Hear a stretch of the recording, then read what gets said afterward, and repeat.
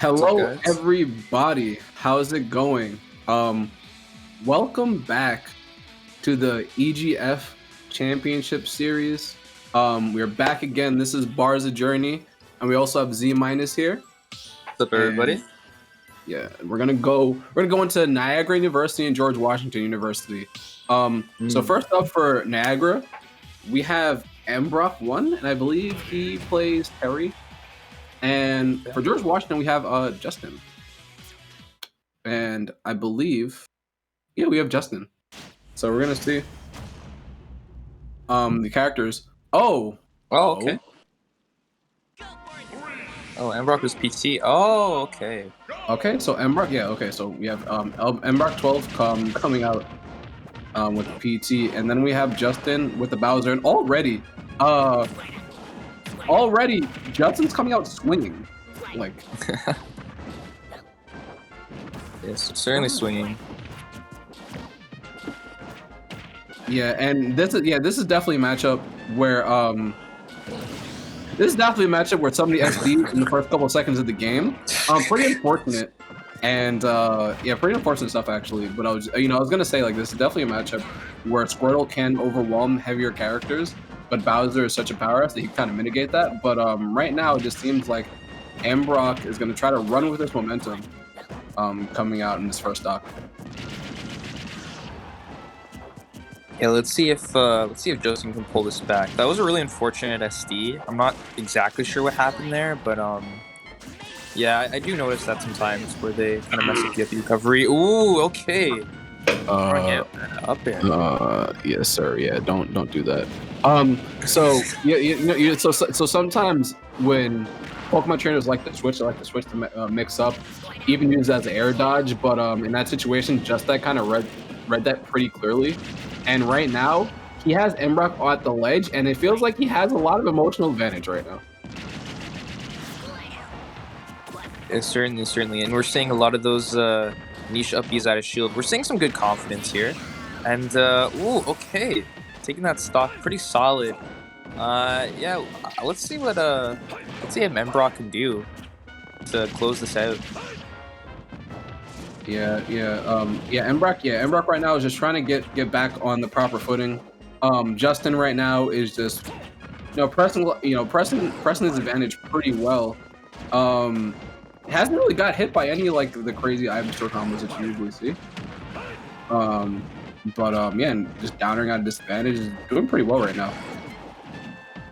Yeah, definitely. I expect a lot of niche down airs and disadvantage. I believe that the hitbox can go through plats, so even if you're under the plat, you can still get hit by the down air.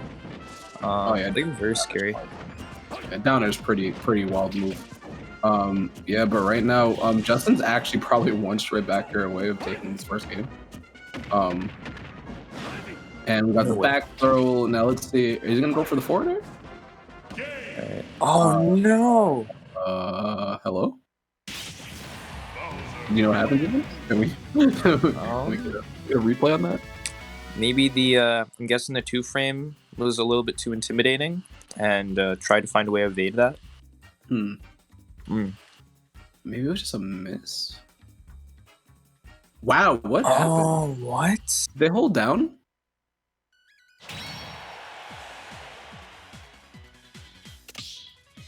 See here again.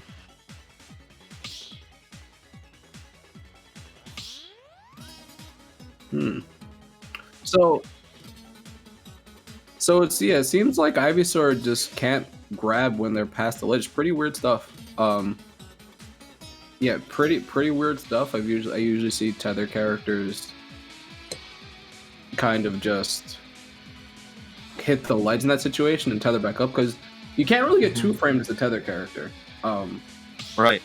So it probably just seems like an unfortunate series of events. And we could talk about Justin bringing that back actually after SDing in the first like 20 seconds, 30 seconds of the game, and bringing that all the way back in pretty confident fashion and putting George Washington on the board. Yeah, and it seems you can definitely see a confidence shifter here, because now we're seeing the Game & Watch. Ooh. Yeah, Game Watch definitely a character. He presses a lot of buttons. He doesn't really care about disadvantage. But we will see how this game goes. All right, from the looks of it, it seems pretty good. They're keeping it pretty even, I'd say. Okay, good side B to gather more damage. Yeah, and Bowser grabbing Game Watch out of that down smash and not caring about the jab because tough guy who was programmed by some crazy programmer in the middle of in the middle of being sad. Yeah, that was a very niche back air to catch mbrocc midair. Yeah, this is very scary for sure when you're lightweight. Are we gonna talk about how mbrocc threw out a 9-hammer in the middle of that flame breath? We're gonna talk about that for a second. Just I hope to see more. All right, let's see here. Ooh, the backers again. Yeah, and you know it's really Justin's really calling out a lot of aerial approaches coming out from mbrocc, and mbrocc kind of being a sitting duck in the air right now. That's the second straight stock that Justin has taken out with a back air, just calling out mbrocc recovering from the air. Yeah, I noticed that as well. There's not really any drift coming out from mbrocc to avoid the back air. They're kind of just taking it, which I don't know. I don't think that's a good idea. I think you should air dodge.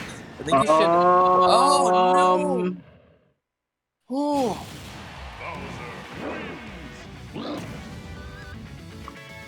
Did you know that Bowser's hands are intangible? Apparently. Did you know that Bowser's hands are actually just swords in dinosaur form? Do you know that they can kill at 80? Yeah, I mean, apparently, yeah. Game Watch is one of the lightest characters in the game, so you know, unsurprising stuff. And that was, you know, good stuff by Justin. Justin taking a lot of these stocks by calling out mbrocc's aerial approaches back to stage, and just really taking control of that game and putting George Washington on the board with a pretty strong lead to start out this crew battle. Yeah. I believe that's 8 stocks, correct? 8 or 7. 7 stocks, right? Is it? I believe so. Yeah, 7. Yep, 7-zip. Yeah, George Washington is up 7-zip right now against Niagara, and like, yeah, pretty strong showing against Justin right now. Yeah, just good start all around. Pretty impressive, exhilarating stuff. Gameplay coming out from Justin and Bowser. Yeah, it was quite quick as well. Like, it didn't seem like a slow match where they were kind of just navigating around each other and trying to value each other's neutrals. It was like, okay, you don't really drift away when I back air, so I'm just going to, you know, just do it and end your stock with no pressure and no problems whatsoever. And that led to some really quick games, you know. In fact, I actually think the Game Watch might have screwed him over there, because when it came to PT, it was like, okay, I'm gonna go Ivy, I'm gonna go Charizard, so I don't die as early. This time it was like, well, I have no choice. I'm just going to die early because I'm that light. So yeah, that was really tragic. That was really unfortunate. Last game there.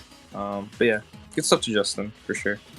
Yeah, and it feels like there was definitely more comfort in the Pokemon trainer pick coming out from mbrocc. Mm-hmm. It definitely seemed like, you know, he was more comfortable with the combos, more comfortable with the switching, more comfortable with the intricacies of the